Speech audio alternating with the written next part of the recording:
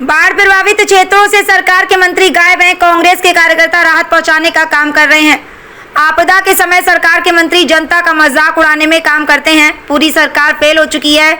अधिकारी मनमानी कर रहे हैं और मंत्रियों को धरने पर बैठना पड़ रहा है। स्वामी प्रसाद मौर्य का अपमान हुआ है। कानून व्यवस्था पूरी तरह से फेल है। लखनऊ से इकबाल अहमद की रिपोर्ट। मंत्री कह रहे हैं कि गंगा मैया आई हैं और आपको स्वर्ग ले जाएंगे। ये पूरी तरीके से हमारी माँ गंगा के प्रति हमारी आस्था है। हर व्यक्ति, चाहे हिंदू हो चाहे मुसलमान हो, हिंदू वही गंगा जल से बाबा महादेव का जल चढ़ाता है। उनके ऊपर जाके आज जो कांवड़ यात्री जाकर उनको जल चढ़ाते हैं माँ गंगा का लेकर। मुसलमान उसी जल से वजू करता है।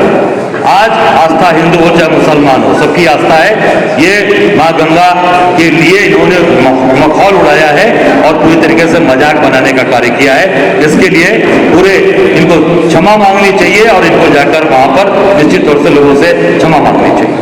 सीतापुर में ट्रांसफार्मर लगा था, 15 दिन से लाइट नहीं आ रही थी। जेई ने मंत्री से कहा कि आप ट्रांसफार्मर उतार लीजिए। नहीं, आप देखिए, आप मंत्री से ये कह रहे हैं, इसका मतलब कि पूरी सरकार फेल हो चुकी है। सरकार को धरना करना पड़ा, मंत्री जी को धरना करना पड़ा और तब जाके सुन रहे हैं कि जेई पर कार्रवाई भी है। और इसी तरह एक मंत्री को थाने में बैठना पड़ा कानपुर में इंस्पेक्टर हटवाने के लिए, उसके बाद भी वो नहीं हटाया गया इंस्पेक्टर। तो ये पूरी सरकार पूरी तरीके से केवल एक, मैं तो नहीं कहूँगा, एक नाटक मंडली बन गई है। एक नाटक करने वाली मंडली बन गई है, केवल नाटक कर रही है। थाने में बैठकर, कभी सब स्टेशन में बैठ के, ये नाटक मंडली के मुखिया योगी जी हैं और बाकी लोग नाटक मंडली के कलाकार हैं।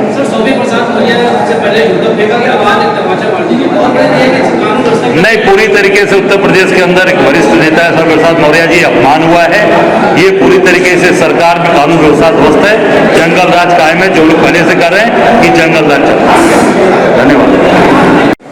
मंच पर बैठे हम सबके वरिष्ठ पूर्व विधायक आदरणीय पप्पू चौधरी जी, हमारे मीडिया के वाइस चेयरमैन मनीष हिंदवी जी, हमारे प्रवक्ता सचिन जी और यहाँ उपस्थित मीडिया के हमारे सभी भाइयों बहनों और सभी साथियों, छायाकार साथियों,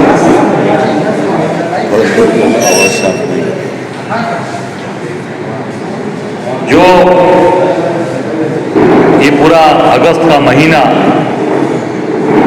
जो हमारे क्रांतिकारियों का ये पूरा महीना है, हमारे जो देश के जो हमारे महान क्रांतिकारी, महान हमारे नेता आदरणीय महात्मा गांधी जी ने, नेहरू जी ने जो 8 तारीख को घोषणा की थी अंग्रेजों भारत छोड़ो, उसी के संदर्भ में हम लोगों ने कार्यक्रम तय किए हैं। ये कार्यक्रम हम पहले से करते चले आ रहे हैं, पर इस बार हम लोगों ने उसको सूचीबद्ध करके आप सबके सामने प्रस्तुत करने का कार्य किया है। हम इसे 8 तारीख से शुरू करेंगे। 8 अगस्त को काकोरी शहीद स्मारक पर तिरंगा फहराएंगे और एक जय हिंद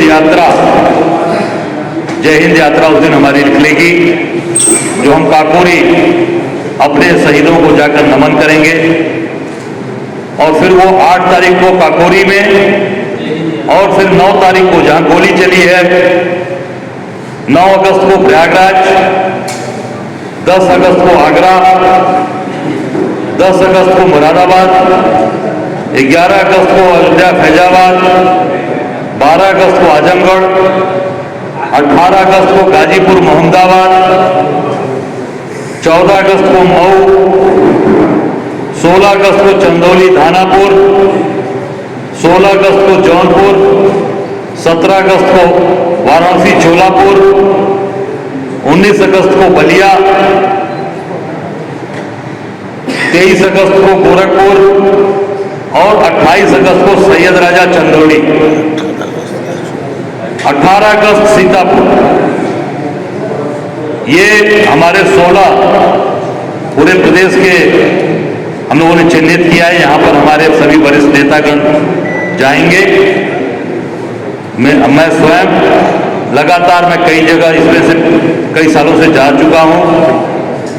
गाजीपुर, चंदौली, सैदराजा, वाराणसी, ये सब मैं गाजीपुर में मोहम्मदाबाद ये जा चुका हूँ लगातार। इस बार हम लोग ये तय किए कि इसको हम लोग सभी वरिष्ठ नेतागण यहाँ पर अलग अलग सबकी ड्यूटीज लगाई जाएंगी और वहाँ पर ये लोग। मैं अपने भाइयों से कहना चाहूँगा, इसका सवाल पूछिए जो स्वदेशी की बात करके जनता को भ्रमित कर रहे हैं, ठगने का काम कर रहे हैं। और इनका पूरा आईटी सेक्टर, जितने कंप्यूटर का इस्तेमाल ये कर रहे हैं, जितने मोबाइल का इस्तेमाल कर रहे हैं, वो पूरा का पूरा चाइनीज है। चाइना ब्रांड पूरा आईटी का पूरा सेक्टर जो भी ये पूरा काम हो रहा है इनका आईटी सेक्टर में, उसको बढ़ावा दे रहे हैं। मंत्री कौन सा फोन इस्तेमाल कर रहे हैं, मुख्यमंत्री के कार्यालय में कितने मोबाइल काम कर रहे हैं, कितने कंप्यूटर काम कर रहे हैं, सब चाइना, पूरा चाइना ब्रांड लाके रख दिया। भारत और चीन व्यापार की बात जो आज इन्होंने टिकटॉक बंद कर दिया, क्या क्या बंद कर दिया। आज पूरा व्यापार पूरे इंडिया का $100 मिलियन तक पहुंच गया है। चाइना से जो व्यापार हो रहा है $100 मिलियन, बिलियन डॉलर, $100 बिलियन का पूरा व्यापार इनका हो गया और पूरा हिंदुस्तान आज तबाह हो गया। पूरा व्यापार चाइना के हाथ में चला गया। और आप स्वदेशी की बात करते हैं, झूठी मार्केटिंग करते हैं, झूठी बात करते हैं, हमेशा देश को ठगने का काम और देश को भ्रमित करने का काम ये करते हैं। हम सब लोग ये जो सारी चीजें हैं इसको प्रमुखता से उठाते हैं और निश्चित तौर से जनता को जगाने का काम करते हैं। धन्यवाद, बहुत बहुत धन्यवाद। के ऊपर एक स्टेटमेंट दिया है, फटकार लगाई है, हालांकि डिफेमेशन केस उन्होंने काउंट कर दिया है, कोई रजिस्टर उन्होंने किया है। आप किस तरह से देखते हैं, क्या वो ठीक है, उचित है, क्या संवैधानिक संस्था पार्टी की तरफ पे काम कर रही है? देखिए, मैं नहीं कहना चाहूँगा, उसका जवाब हमारे नेता आदरणीय प्रियंका गांधी जी ने दे दिया है। आप सब लोगों ने देखा होगा, प्रियंका जी ने दे दिया, जो उन्होंने कहा है वही बात हमारी है। नहीं, आप मेरा सवाल यह है कि क्या जिस तरीके से सामाजिक संस्था मतलब सुप्रीम कोर्ट की पार्टी के तौर पर काम कर रही है, आपका ये? मैंने कहा ना कि प्रियंका जी ने बोल दिया, प्रियंका जी ने वो जवाब दिया है कल, वो पूरी उसी परिप्रेक्ष्य से बोला है, तो निश्चित जो उन्होंने बोला है वही हम सब वो अधिकृत पार्टी का वही बयान है। और मुद्दों की बात आपने कहा, ये मुद्दे ही है जो आज ये क्रांति की बात कर रहे हैं, आज ये स्वदेशी की बात कर रहे हैं। स्वदेशी की बात मुद्दा नहीं है ये। अरे मैं अपनी बात देखिए, ये पूरा मुद्दा है कि वो विदेशी अपना रहे हैं, विदेशी ब्रांड खुद इस्तेमाल कर रहे हैं और जनता को भ्रमित कर रहे हैं कि आप स्वदेशी का इस्तेमाल करिए।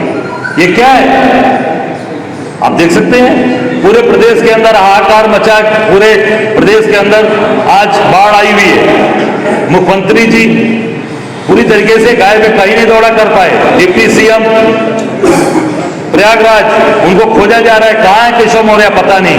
बनारस मोदी जी गए, पूरा बनारस डूबा हुआ है पानी में, और एक बार भी कहीं भी मौके पर जाकर कहीं देखने का कोई भी काम नहीं किया, न कहीं पर उन्होंने कहा कि नहीं यहाँ पर बाढ़ चौकियां खुलेंगी, यहाँ पर ये व्यवस्था होगी, कुछ नहीं। सामाजिक कार्यकर्ता कांग्रेस के लोग काम कर रहे हैं, उनका कहीं कोई था पता नहीं है और पूरी तरीके से पूरे केवल और केवल जनता को ठगने का काम कर रहे हैं। और ये पूरा जो इस समय का जो माहौल है उसको केवल भ्रमित करने का काम कर रहे हैं। अजय जी, 11 तारीख से विधानसभा का मॉनसून सत्र है और जैसा भी आपने बाढ़ के मुद्दे बताए, स्कूल मस्जिद का मुद्दा है, क्या ये मुद्दे कांग्रेस उठाएगी? बिल्कुल बिल्कुल, हम तो लगातार इस बात को उठा रहे हैं और ये विधानसभा के अंदर ये बात उठेगी। बाढ़ का मुद्दा, स्कूल मर्जर तो लगातार हम पहले से कर रहे हैं। अब वो आगे घटके कि नहीं, अब 1 किलोमीटर से आगे नहीं जाएगा, 50 बच्चे से अगर ज्यादा होगा तो नहीं जाएगा। अब पीछे अब बैकफुट पे सरकार आ गई।